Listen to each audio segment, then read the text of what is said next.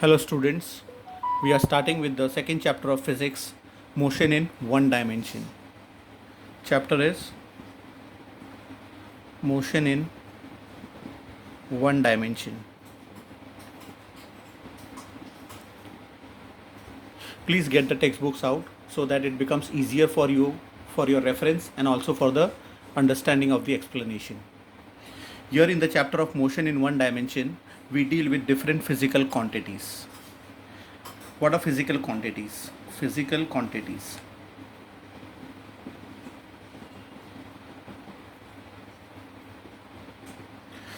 The quantities which can be measured are called as physical quantities.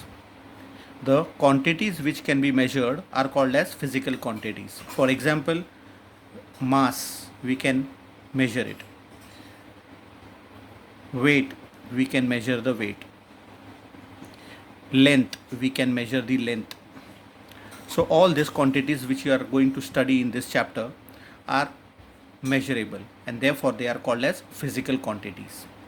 These physical quantities can be further classified or categorized under two headings called as scalars and vectors. Now, what are scalars and vectors? We try to understand by differentiating between the two quantities, the scalars and the vectors. So we study the basic difference between the scalars and the vectors. What are scalars? Scalars are the physical quantities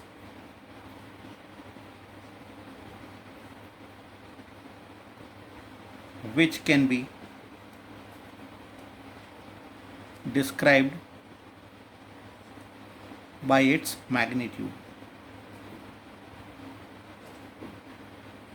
Magnitude alone. Magnitude alone means, for example, when I say the length of AB is 5 centimeter. So here 5 centimeter, the term 5 centimeter stands for a number 5 which is called as the magnitude, and this centimeter stands for your unit. So 5 centimeter defines completely by using the magnitude, that is the numerical value, the number 5, and the unit centimeter. So this completely describes the physical quantity, that is a scalar. This is how it is written. Secondly, vectors. Vectors are also physical quantities which can be described by its magnitude as well as direction. Here direction is the must part of vector. Until and unless the direction is not mentioned, it is scalar. For example, when I say AB, but it is moving from A is your origin, point of origin, and it is moving towards B. I am showing it by an arrowhead. So this becomes a vector.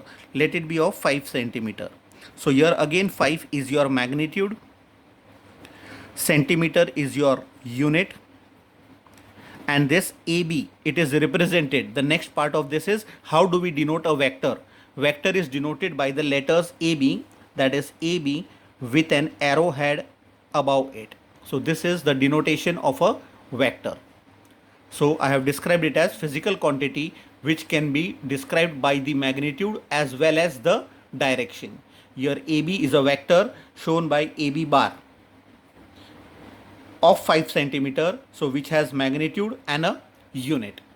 So while describing scalars and vectors, we are considering certain parameters. So what are the parameters? The parameters are, the first parameter for scalar is it should have a unit in which it can be described. So here the unit was centimeter. And secondly, it should have a numerical value. Numerical value. Here 5 is the numerical value. These are the parameters or the descriptive parts of a scalar, that is the unit and the numerical value. Here there will be an addition to it. Here when we describe a vector, the parameters are, first of all, it should have a unit. Yes, centimeter was the unit. Secondly, again it should have a numerical value. Yes, it has 5 as the numerical value. And the most important part, it should have direction.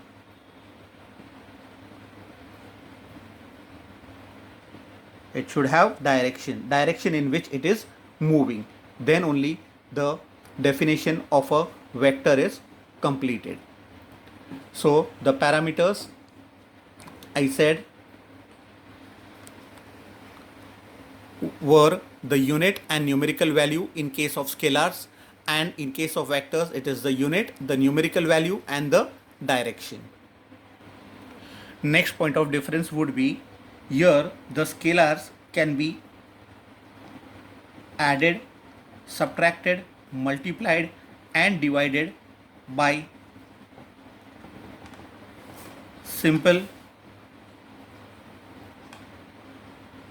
algebra or arithmetic methods. Simple arithmetic methods. But in case of vectors, addition, subtraction, multiplication and division is not possible.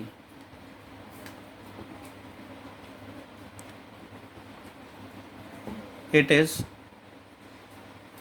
only done by vector method. Vector method of calculating addition, subtraction, multiplication and division is different from the simple arithmetic methods. So they cannot be calculated, they can be calculated by simple arithmetic methods. There are certain examples. Examples should be considered as a last point, but it won't be considered as a point. But just to mention certain examples like mass, the length, time, distance, etc. There are so many. Whereas here the examples would be the weight of the object, displacement,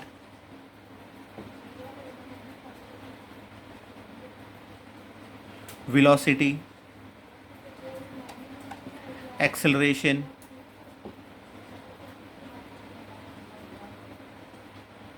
and so many.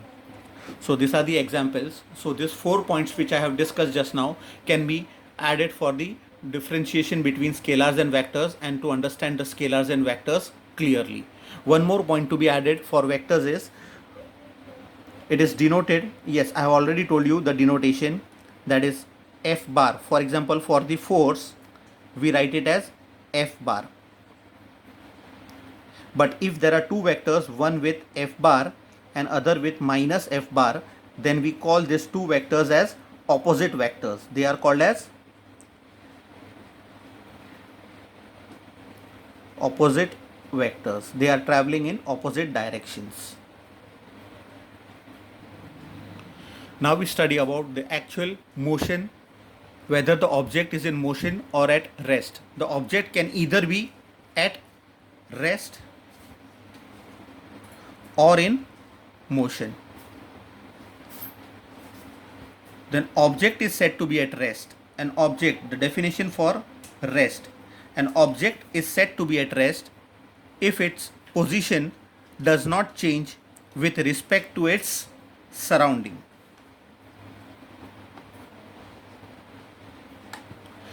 With respect to surrounding, the position is not changed, so it is at rest. When do we say it is in motion?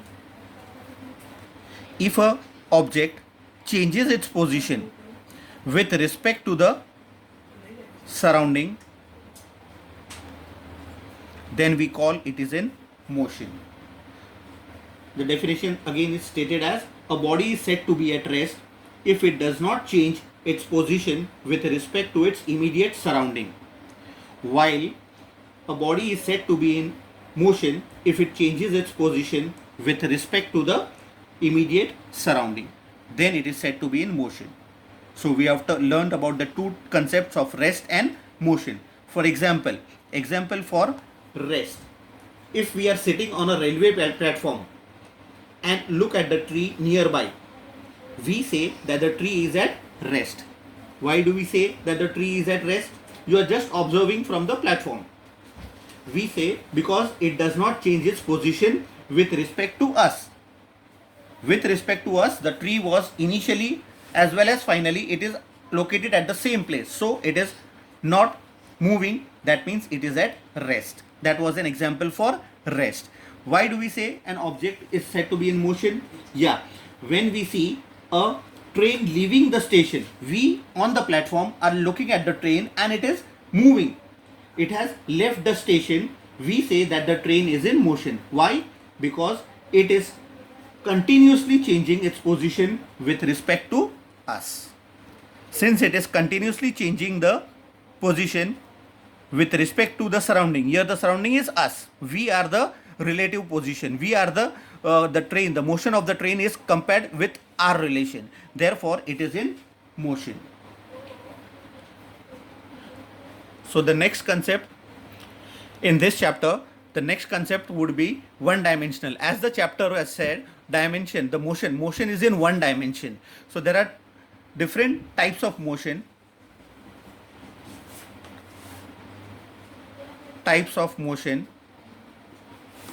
It can be categorized as one dimensional,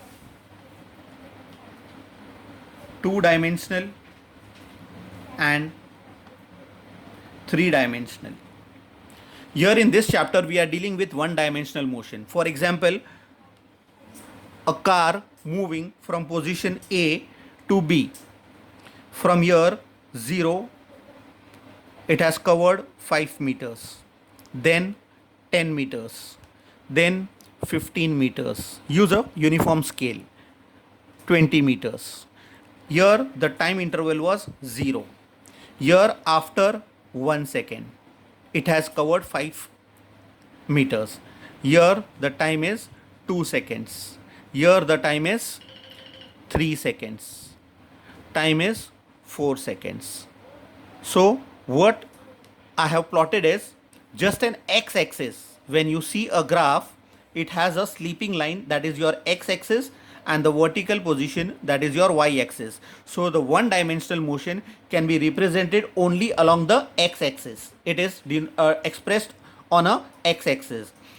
At time interval 0, the position was 0. At time interval 1 second, it has covered 5 meters. After 2 seconds, it has covered 10 meters. Accordingly, the position changes. It is represented on x-axis. But in case of two-dimensional motion, we consider both x-axis as well as y-axis. For example, a boy throwing a ball, the ball bounces, hits the ground and moves further.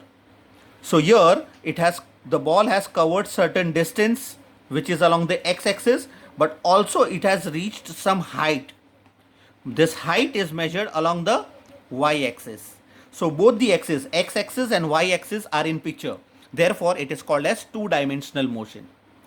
Now about the three-dimensional motion, here it has mutually perpendicular 1, 2 and 3 axes. This is your x-axis, y-axis and z-axis. And they are x and y are mutually perpendicular. Y and z are also perpendicular. Z and x are also perpendicular to each other.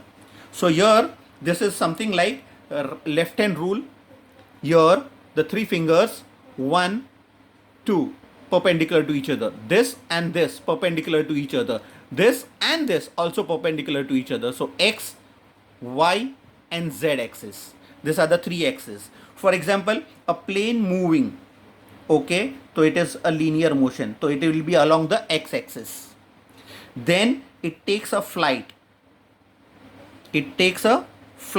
Means it is moving in upward direction. So it is your y axis. And then it can change the direction and move along any path. So this is your z-axis. So it is showing movement in space. Therefore, it is considered as a three-dimensional motion. Getting it? So three types of motion we have described: one dimension, two dimension, and three dimension. But in this chapter, we are going to deal only with one dimensional motion, that is along a straight line, which will be represented on the x-axis.